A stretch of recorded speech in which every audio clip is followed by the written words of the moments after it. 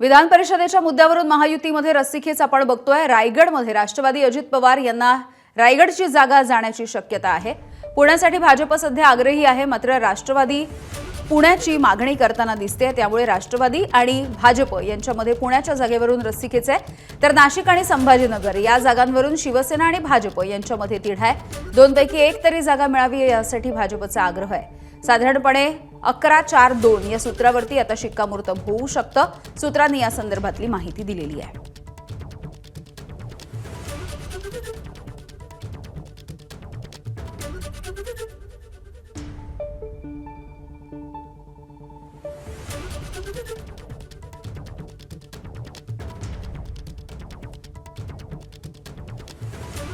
सोमेश कोलगे आमचे प्रतिनिधी आपल्याला याविषयीची अधिकची माहिती देत आहेत। सोमेश, दिल्लीच्या दरबारी हा तिढा सुटेल अशी शक्यता वर्तवली जाते। 11-4-2 असं सूत्र असू शकतं का? काय नेमके अपडेट्स आहेत या बैठकीतले?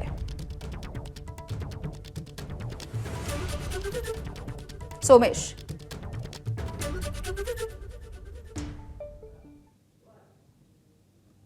महाराष्ट्राचे मुख्यमंत्री हे सगळेच जण सध्या दिल्ली दौऱ्यावरती आलेले आहेत आणि दिल्लीतील दौऱ्यामध्ये आता या सगळ्यांची चर्चा होणं अपेक्षित आहे। ती निश्चितच कांदा, ऊस यासह पाणी आणि जलजीवन मिशनच्या बैठक आहेत, आंब्याविषयीची बैठक आहे। त्याशिवाय आणखीन एक महत्वाचा कंगोरा या सगळ्या दौऱ्याला आहे, तो म्हणजे महाराष्ट्रातील विधान परिषदेच्या जागा आणि विधान परिषदेच्या निवडणुका।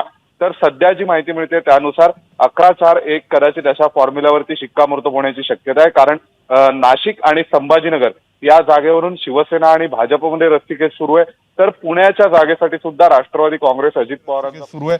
तर पुण्याच्या जागेसाठी सुद्धा राष्ट्रवादी काँग्रेस अजित पवारांचा पक्ष आग्रही आहे। सध्या रायगडची जागा राष्ट्रवादी काँग्रेस अजित पवारांच्या पक्षाला मिळेल असं जवळपास निश्चित आहे, परंतु दुसऱ्या बाजूला पुण्याची जागा सुद्धा राष्ट्रवादी काँग्रेस अजित पवारांच्या पक्षाला हवी आहे आणि भाजप तिथे एक नंबरचा पक्ष असल्यामुळे भाजपच्याही नेत्यांना पुण्याची जागा वाटते, हवी असावीशी वाटते। त्यामुळे पुण्याच्या जागेवरून अजूनपर्यंत तिढा कायम आहे। तर दुसऱ्या बाजूला शिवसेना आणि भाजपमध्ये नाशिक आणि त्यासह संभाजीनगर या दोन जागांच्या बाबतीत, छत्रपती संभाजीनगर आणि नाशिक या दोन जागांवरून सध्या शिवसेना आणि भाजपमध्ये सुद्धा रस्सीखेच सुरू आहे। त्यामुळे जर या सगळ्या परिस्थितीकडे पाहता जर शिवसेनेकडे असलेल्या सध्या 2 जागा आणि अधिकच्या 2 असं जर झालं तर कदाचित शिवसेनेच्या वाट्याला 4 विधान परिषदेच्या जागा येतील आणि त्याशिवाय भाजपच्या वाट्याला उरलेल्या जवळपास 12 विधानसभेच्या जागा येतील आणि एक जागा जी आहे ती राष्ट्रवादी काँग्रेस अजित पवारांच्या पक्षाला जाईल किंवा राष्ट्रवादी काँग्रेस अजित पवारांच्या पक्षाला देखील